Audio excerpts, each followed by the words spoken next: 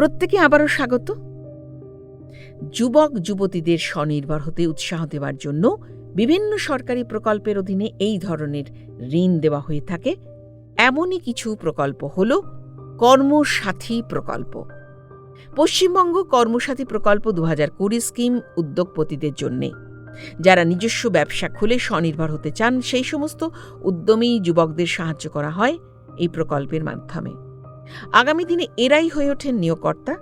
এদের মাধ্যমে আরও কর্মসংস্থান সুযোগ তৈরি হয়। এই প্রকল্পে 1 লক্ষ যুবক 2 লক্ষ টাকা পর্যন্ত ঋণ পেতে পারে। কৌশল বিকাশ যোজনা KVY, বিহার সরকার KVY স্কিমের আওতায় সমস্ত যুবক এবং যুবতীদের জন্য লোন স্কিম দিয়ে থাকে। তারা লোন হিসেবে 10 লক্ষ টাকা পান।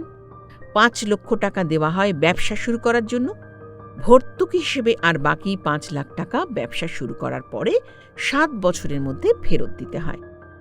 সকল যুবক যুবতী MSME, সংখ্যালঘু দপ্তর, বাংলা শ্রী স্কিম ইত্যাদি অন্যান্য দপ্তর থেকেও লোন নিতে পারেন। এইসব লোনের সময় এবং শর্তাবলী প্রতি বছর পরিমার্জিত হয়। বিস্তারিত বিবরণ অনলাইনে পাওয়া যায়। গতিধারা, এটি পশ্চিমবঙ্গ সরকারের স্কিম। রাজ্যের নথিভুক্ত বেকার যুবক যুবতীদের কর্মসংস্থানের জন্য পরিবহন দপ্তর দ্বারা পরিচালিত। এই স্কিমের লক্ষ্য হল পশ্চিমবঙ্গের যুবক যুবতীদের মধ্যে বাণিজ্যিক পরিবহন ব্যবসা করার জন্য উৎসাহ প্রদান করা। এটি সেই সকল যুবক যুবতীদের জন্য যাদের পারিবারিক আয় প্রতি মাসে 25,000 টাকার কম। আবেদনপত্র থেকে শ্রম দপ্তরযোগ্য প্রার্থীকে বাছাই করে এবং পরিবহন দপ্তর স্কিমটির প্রক্রিয়া সম্পূর্ণ করে। এটি বেকার যুব প্রজন্মকে ই-ক্যাব বা অন্য পরিবহন পরিষেবা শুরু করতে উৎসাহিত করে। এই স্কিমের প্রাপক সরকার থেকে 1 লাখ টাকা ভর্তুকি হিসেবে পেয়ে থাকেন, আর বাকি টাকা বাণিজ্যিক গাড়ি কেনার জন্য লোন হিসেবে পেয়ে থাকেন।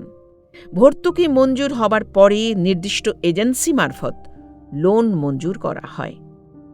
প্রধানমন্ত্রী মুদ্রা যোজনা, এই ঋণ বিক্রেতা, ব্যবসায়ী, দোকান মালিকদের জন্য। ঋণ দেওয়া হয় ট্রাক্টরস, ব্যবসা বাণিজ্যের পরিবহনের মাধ্যমে কেনার জন্যও। এই প্রকল্পের সুবিধা মহিলারাও পেতে পারেন। কোনো রকম জামানত ছাড়াই নিজের ব্যবসা খোলার জন্যও তারা এই টাকা ঋণ পেতে পারেন। বয়ঃসন্ধি ছেলেমেয়েদের পড়াশুনোয় উৎসাহ দেবার জন্য ব্যাংকের মতো স্বল্প সুদের হারে সরকারি লোন রয়েছে। 10ম শ্রেণীর পরে আরও উচ্চশিক্ষার জন্য এই ধরনের লোন পাওয়া যায়। এর মধ্যে বৃত্তিমূলক শিক্ষাও রয়েছে। এটি 10ম শ্রেণী পাশের পরে মেয়েরা যাতে পড়াশুনো চালিয়ে যেতে পারে এবং তাড়াতাড়ি যাতে বিয়ের পিঁড়িতে বসতে না হয় তার জন্য রাজ্য সরকার অনুদানের অতিরিক্ত লোন দিয়ে থাকেন। এর মধ্যে অন্যতম খুব সাহায্যকারী প্রকল্প হল student credit card. Student credit card এটি পশ্চিমবঙ্গের ছাত্রছাত্রীদের জন্য একটি অত্যন্ত উদ্ভাবনী প্রকল্প, যা আর্থিক সীমাবদ্ধতা অতিক্রম করে তাদের লেখাপড়া চালিয়ে যেতে সাহায্য করে। এই প্রকল্পটি এমনভাবে পরিকল্পিত করা হয়েছে যাতে ছাত্রছাত্রীরা মাধ্যমিক, উচ্চ মাধ্যমিক, মাদ্রাসা, স্নাতক, স্নাতকোত্তর স্তর, এমনকি যে কোনো ধরনের পেশাদারি ডিগ্রি অর্জনের আর্থিক সাহায্য পেতে পারে। বিদ্যালয়, মাদ্রাসা, কলেজ, বিশ্ববিদ্যালয়, দেশের মধ্যে অথবা দেশের বাইরেও যে কোনো অধিভুক্ত শিক্ষা প্রতিষ্ঠানে পড়লে প্রকল্পের সাহায্য মেলে। ডাক্তারি, ইঞ্জিনিয়ারিং, আইন, সরকারি উচ্চতর পদ এবং ওয়েস্ট বেঙ্গল সিভিল সার্ভিসে সুযোগ পাওয়ার জন্য প্রতিযোগিতামূলক পরীক্ষা হয়। সে সমস্ত ছাত্রছাত্রীরাও এই প্রকল্পের সুবিধা পেতে পারে। ঋণ পাওয়ার জন্য ছাত্রছাত্রীকে ন্যূনতম 10 বছরের জন্য পশ্চিমবঙ্গের বাসিন্দা হতে হবে। প্রতি বছর 4% হারে সাধারণ সুদে ছাত্রছাত্রীরা সর্বোচ্চ 10 লক্ষ টাকা পর্যন্ত ঋণ পেতে পারে। স্টেট কোঅপারেটিভ ব্যাংক এবং তার অধিভুক্ত সেন্ট্রাল কোঅপারেটিভ ব্যাংক এবং ডিস্ট্রিক্ট সেন্ট্রাল কোঅপারেটিভ ব্যাংক এবং সরকারি ও বেসরকারি ব্যাংক থেকে এই প্রকল্পের সুবিধা মিলবে। 15 বছরের মধ্যে ঋণের টাকা শোধ করতে হবে। প্রধানমন্ত্রী আবাস যোজনা। প্রধানমন্ত্রী আবাস যোজনা কেন্দ্রীয় সরকারের এমন একটি উদ্যোগ যার লক্ষ্য শহরাঞ্চলের দরিদ্র মানুষদের 2022 সালের মধ্যে আস্তানা তৈরি করে দেওয়া। 1 জুন 2015-তে এই প্রকল্পের সূচনা হয়। প্রধানমন্ত্রী আবাস যোজনা প্রকল্পের সুদ প্রতি বছর 6.5%, আর এটা ফেরত দেওয়ার মেয়াদ 20 বছর অবধি। Credit card. পুস্তিকার একটা পাতায় প্রিয়া তার এটিএম কার্ডের মতন দেখতে একটা কার্ডের ছবি দেখতে পেল, কিন্তু কার্ডের ওপরে লেখাটা পড়ে বুঝতে পারল যে এটা ক্রেডিট কার্ড। সে এটা সম্পর্কে বিস্তারিতভাবে পড়ল, তারপর বুঝতে পারল যে ব্যাংক এবং অন্যান্য আর্থিক সংস্থা তাদের গ্রাহকদের ক্রেডিট কার্ড দেয়। ক্রেডিট কার্ড হাতে পাওয়ার ন্যূনতম বয়স 18 বছর। ক্রেডিট কার্ড প্রদান করার আগে সংস্থা সঞ্চিত টাকা এবং নিয়মিত কত আয় হয় তা যাচাই করে নেয়।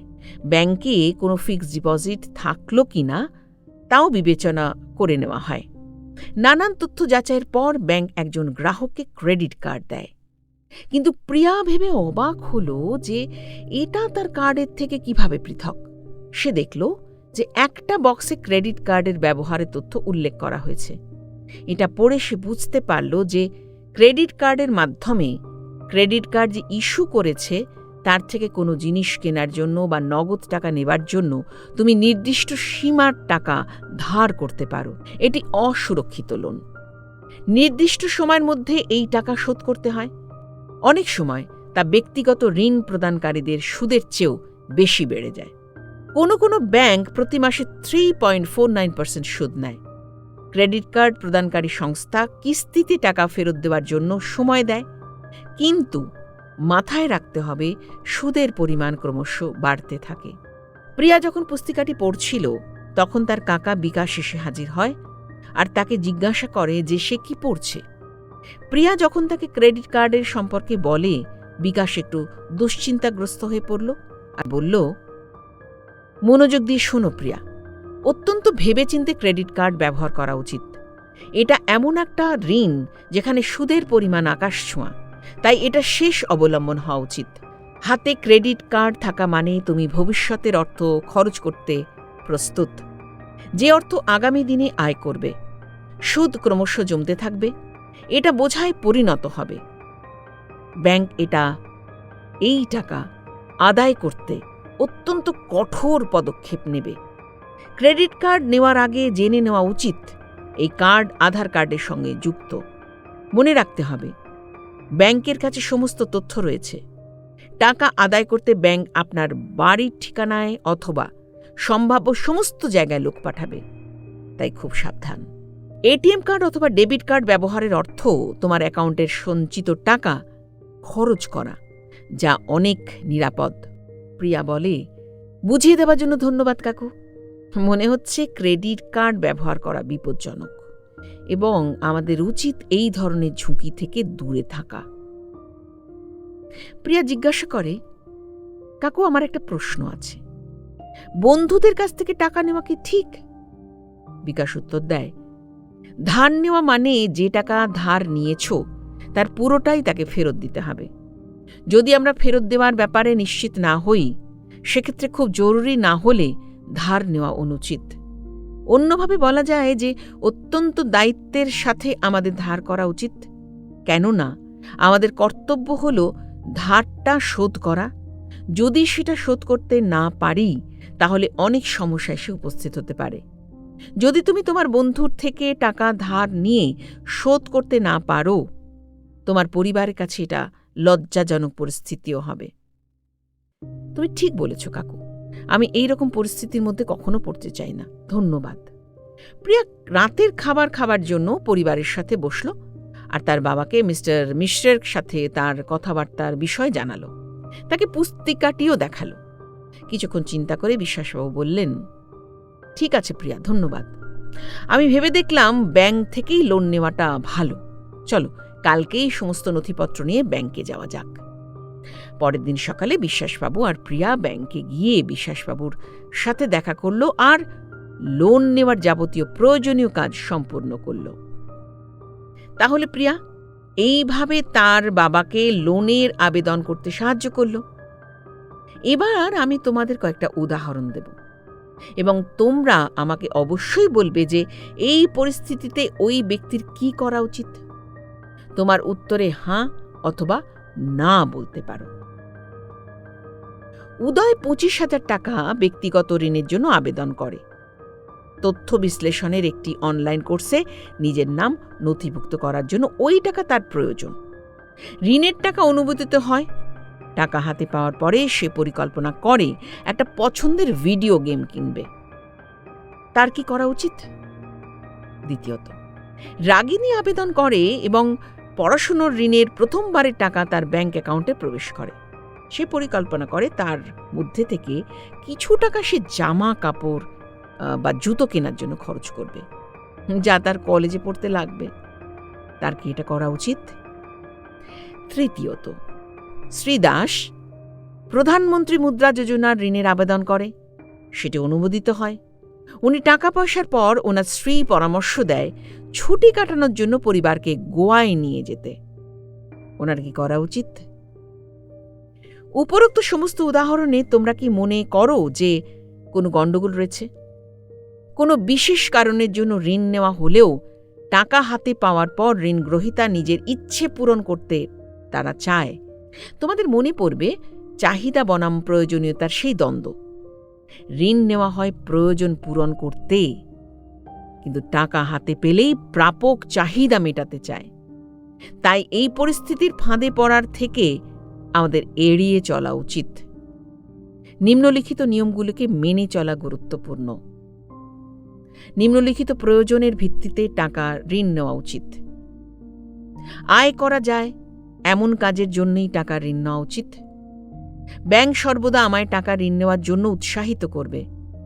ঋণ নেওয়ার আগে গভীরভাবে বিবেচনা করে টাকা নেওয়া উচিত। নির্দিষ্ট সময়ের মধ্যে ঋণ নেওয়া টাকা তোমায় ব্যাংকে ফেরত দিতে হবে। মনে রাখতে হবে, যদি নির্দিষ্ট সময়ের মধ্যে টাকা ব্যাংকে ফেরত দেওয়া না যায়, তাহলে ব্যাংক কর্তৃপক্ষ জামানত রাখা যে সম্পত্তি বাজেয়াপ্ত করবে, সেটা বিক্রি করেই তারা টাকা উদ্ধার করবে।